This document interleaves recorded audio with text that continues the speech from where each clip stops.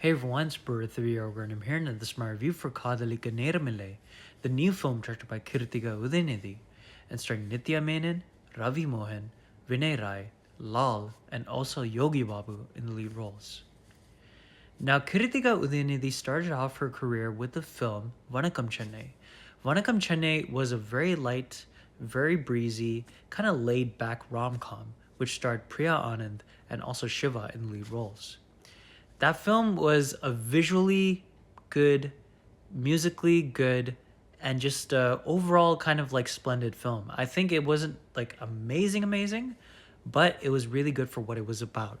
And I think that Kadhalikka Neramillai, even though it's not a rom-com, it's more of a romantic drama with light moments, is overall kind of similar.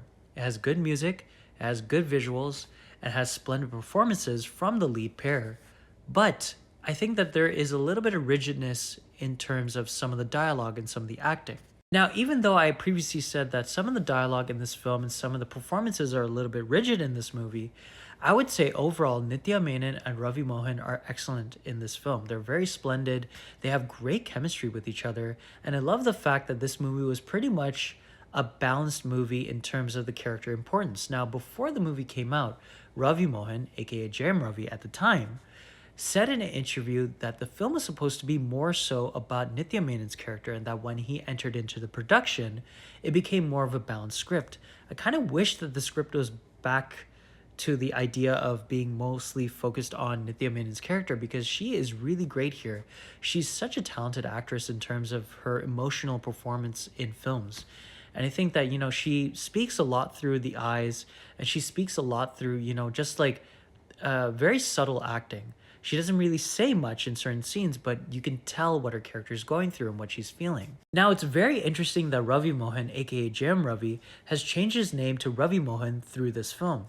I feel like this movie is almost a reboot towards his career because even though this is a romantic kind of character, he's not a hero per se. He's not a Tamil cinema hero in terms of saving the day or, doing these like big dialogue pieces in the film. He's not there to, save the character from the plight of, single parenthood or something.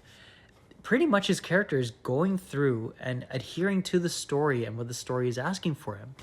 And I feel like, again, Nitya Menon is the heartbeat of this movie, but I really liked Ravi Mohan's performance here, even though, again, I feel like some of the performances is a little bit hindered because of the dialogue, because some of the dialogue, and not just for Ravi Mohan, I think with Nitya Menon and some other characters too, I felt like the dialogue is very choppy and very rigid. It just felt like I didn't believe people would talk like that, or people wouldn't like just talk in that kind of flow. It didn't feel as natural as I wanted it to be. But again, I think that this is his best movie and his best performance in quite a while. That is a solo performance in a film in terms of, he's been in Ponniyin Selvan, which I found those movies to be excellent. And I found his performance in both of those movies as great. But I feel like his solo movies in recent times have been kind of wonky. And this is definitely, even though he's a co-lead to Nitya Menon, I think this is definitely his best performance in quite a while. And like I said before, Nitya Menon is the heartbeat of this movie. She is so excellent here. And again, her interactions with Jayam Ravi, Ravi Mohan, I'm going to take a long time to forget his original name, but her interactions with Ravi Mohan are great here. I love the fact that, she's done a role in this kind of nature because she is one of those performers that is able to be able and capable of shouldering a movie with this kind of story. Now, the story is very interesting too because it kind of reminded me of Tarala Prabhu in terms of being an almost taboo subject in Tamil cinema. This is a very mature romantic drama, but it's not mature in terms of like, it's being sensational or it's being, kind of like salacious.